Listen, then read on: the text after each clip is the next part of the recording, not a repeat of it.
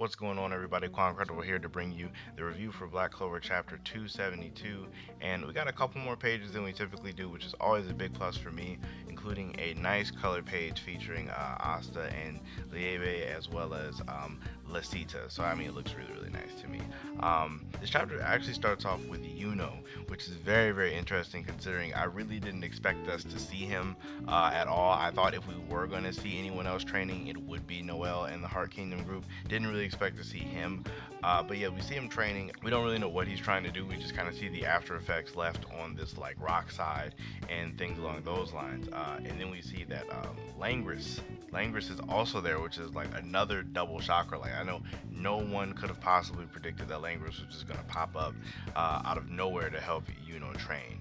And if you did, wow, I don't know how you could have seen that coming. But anyway, one of the really interesting things right here is that how this dialogue is. He's thinking it to himself, like he isn't saying it to Langris. He's saying that he worked out a way to defeat Xenon, but he's basically just not sure how effective it'll be, which is crazy because like, this is definitely one of the bigger advantages of Tabata. Mostly off-screening Yuno's fight is that we didn't really get to see all of the middle parts. Like we kind of just got to see like Yuno in that little box thing and then his sword breaking, and the next thing we know he's defeated. Like we didn't get to see everything that happened in the middle, so we don't exactly know the extent that Yuno got out of Xenon. I mean, obviously we can assume that it was a very easy fight for Xenon, but we don't know how much Yuno learned from that exact fight. So we may get to see some flashbacks with that in their rematch or something like that, which would be interesting.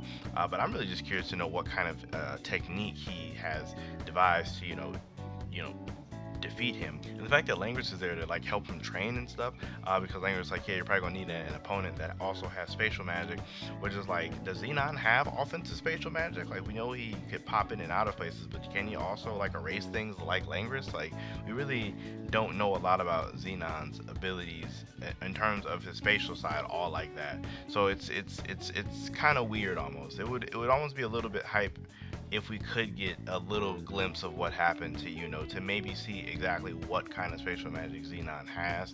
At least maybe just for me, maybe this moment loses a bit out, like it loses out a little bit, because I don't even know what Xenon's spatial magic does, like outside of him being able to pop up places. It's like it's real like on the lines, because with this we can assume he might have some type of offensive capability. There's been a lot of people assuming that he can trap people in like a pocket dimension, which is what that like box attack he did was. I mean, we've seen that he can transport, so it's like what exactly is his spatial magic? So it kind of, this moment loses a little bit for me, but it's still hype because it's freaking Langris and Yuno together about to train. So really pumped up for that.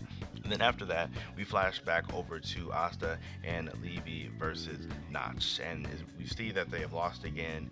And this really nails it home for anybody that possibly could have thought Asta was maybe close to a vice captain level, or possibly able to beat Nacht, or maybe on the same tier as him.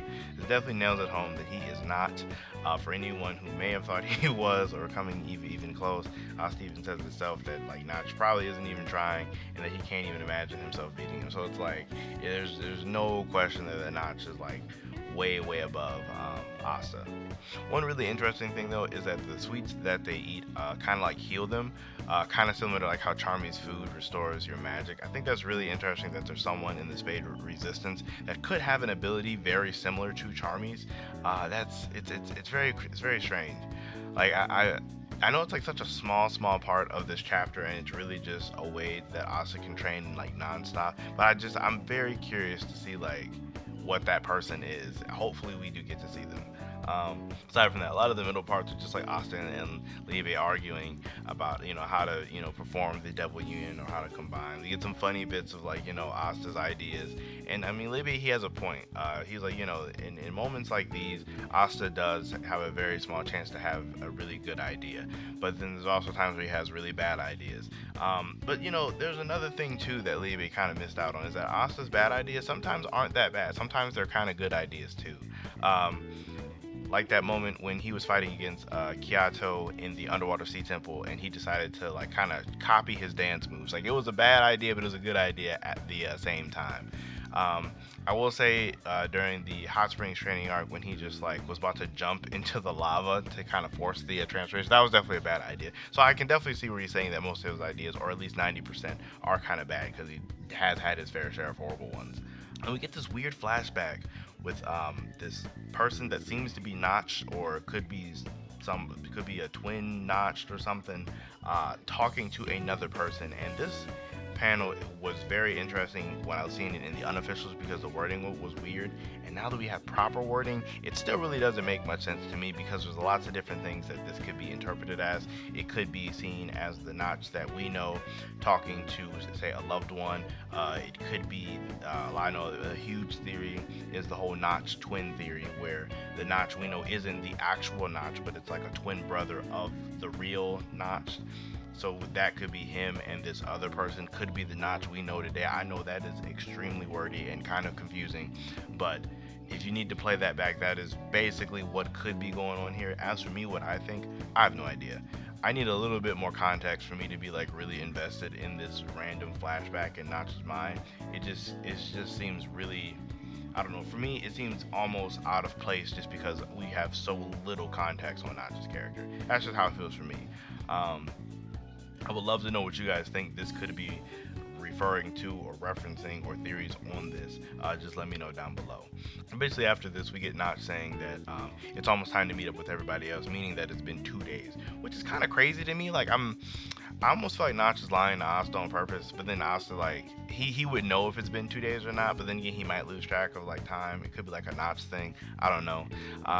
But part of me feels like he's lying a little bit, just because those 2 days went by really, really quick. Like, it was, like, 3 chapters, and it was 2 days already. Like, we didn't get to see anybody else. Like, granted, he could just show us flashbacks of other characters to kind of fill it in, which would be, you know, totally fine, too. I mean, Tabata has done that before, like, with the Elven Arc, he's shown what other people were doing simultaneously, you know, by going back and forth in time to do so. So I guess it wouldn't be too crazy for him to do this thing as he's done it before in the past. But yeah, just the fact that 2 days in the first main line that we went through has already passed, kind of insane. Makes me wonder, when did like Langris contact Yuno? Like, was that on that last day, or did he contact him like in the beginning time? Kind of just makes you wonder exactly when. Basically, Notch has like his last idea, is what I'm taking it as he's gonna like really push Asta to the brink with his monozone dark prison hunting ground, which is crazy because Notch also has monozone, and definitely this guy is really, really, really broken. Like, I cannot wait till we get to see him in an actual fight, because as of right now, all we can do as far as like thinking of how strong he is that we know that he's just much stronger than like enhanced like devil contract Asta. That's all we have on him. So like it's really hard to really grasp how strong he is, since Asta is such a weird character in the series when you really think about it. But yeah, with this attack, Asta says he can't sense his ki at all. It looks crazy with just all the dark arms and hands all around him and stuff. So basically inside of this, with like Asta and Levy's fear reaching their max, they basically come through a breakthrough, and on the very last panel we see like this weird like eye. And this eye kind of reminds me of, oh, what's that guy's name? From Akame ga Kill, Tatsumi. It kind of reminds me of Tatsumi and his Incursio, I want to say. Like, for any of you who don't know, there's this series called Akame ga Kill with main character Tatsumi. He has this weapon that he can like merge with or whatever, and it's like called the Incursio, and the eyes kind of look like whatever this is, the little cross thing. It kind of looks like that. I think it's like a dragon sword or something. That part is unimportant, but it reminded me of that when I first read it. So it could be, you know, a symbol of them being more so combined. I did see some people saying that Asta could possibly get some kind of eye techniques, and I'm not even a big fan of eye techniques all like that, Naruto aside. Like, I don't even like them all like that. It's kind of just but I really do think it's more of like symbolizing, you know, like that they've actually come to, like, you know, they've actually formed. So from here, that ends the chapter, and now next chapter, I don't think we're going to go back here. I really think Tabata might just leave it at that. I don't think the first panel of next chapter we're going to get to see his new form. I feel like he's just going to leave it alone and go somewhere else to save the reveal for something else. I would actually like that a lot more. I mean, if we see it, cool, because I am curious on what it looks like, so if we see it, I'm not going to complain, but I really think it might be better to save save it, and I think he will save it. We might get to see the Dark Triad, or we might get to see everybody rallying together, possibly like post-training looks for people. Like, you know, that's always a possibility. We could get to see more of what Yuno's doing, but again, I kind of feel like he's going to save whatever Yuno's plan is for later. So I guess honestly, when I talk it out, the most likely thing that we should see, or what would make the most sense to me, would be we go to the Dark Triad or to the Heart Kingdom to see what those guys are up to. So either way, I'd be okay with either one of those.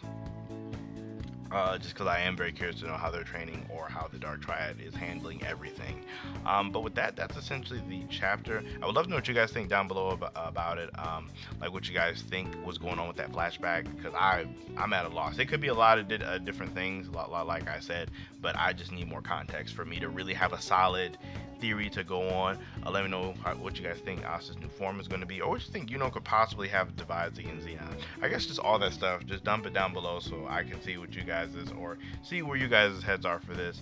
Other than that, make sure you guys like the video, so sub to the channel for more content. I really do appreciate all you guys' support and all that kind of stuff. Outside of that, make sure you guys have a great day, and I will catch you in my next video.